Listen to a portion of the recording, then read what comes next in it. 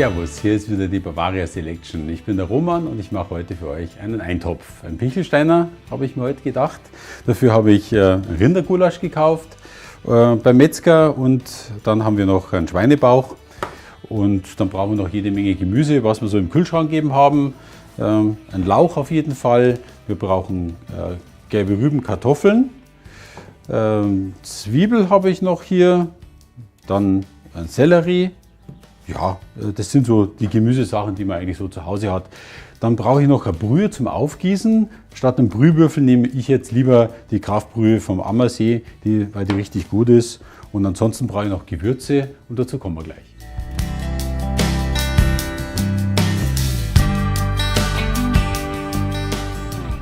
Und für ein richtiges Pichelsteiner brauchen wir folgende Gewürze: Karotten, Petersilie, Salz, Schnittlauch, Pfeffer, Sellerie, Liebstöckel und Majoran. So, dann legen wir los. Ich habe jetzt hier noch ein bisschen Fleisch aufzuschneiden. Wir schneiden jetzt hier das Fleisch noch in Würfel, damit wir das später schön in Schichten in den Topf einlegen können. Das zeige ich dann gleich, wie es geht. So.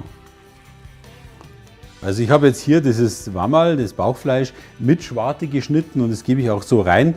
Ich mag das so und das hat meine Mutter auch so gemacht. Das ist auch ohnehin das einzige Fett, das drin ist in dem Eintopf. Das brät sich dann gut raus und ist gut fürs Aroma.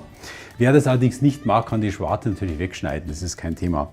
Ja, bei uns gab es halt öfter mal den Eintopf zu Hause, weil es halt praktisch war. Das kann man gut vorbereiten und dann stellt man das auf dem Herd bei 2 Stunden kleiner Hitze und dann ist es halt fertig. In der Zwischenzeit konnte man was anderes tun. Also man muss auch praktisch denken beim Kochen. Ja, jetzt geben wir hier schon mal ein bisschen Weißkraut rein, da hatte ich noch was übrig. Und Zwiebel und die, ja, was habe ich da, Sellerie. So.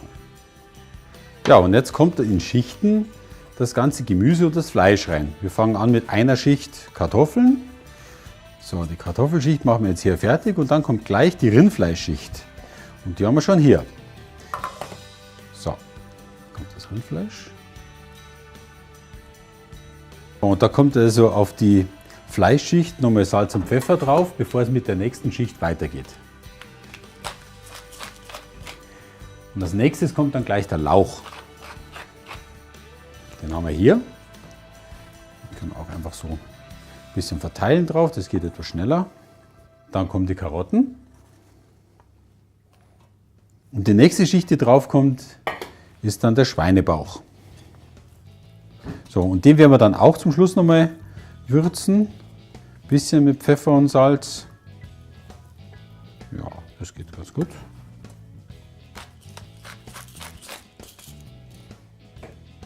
So, dann kommt nochmal eine Schicht Kartoffeln. Kann man jetzt einfach auch so drauflegen. Ein bisschen festdrücken. Dann haben wir nochmal die letzte Schicht Lauch. Und die letzte Schicht Karotten. So, ein bisschen festdrücken.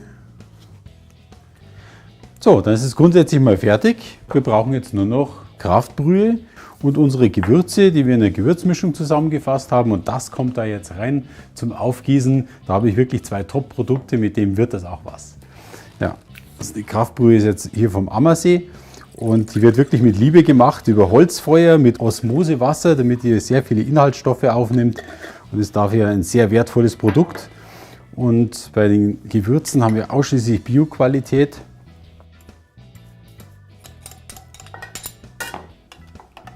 Kurz umrühren, sofort aufgießen.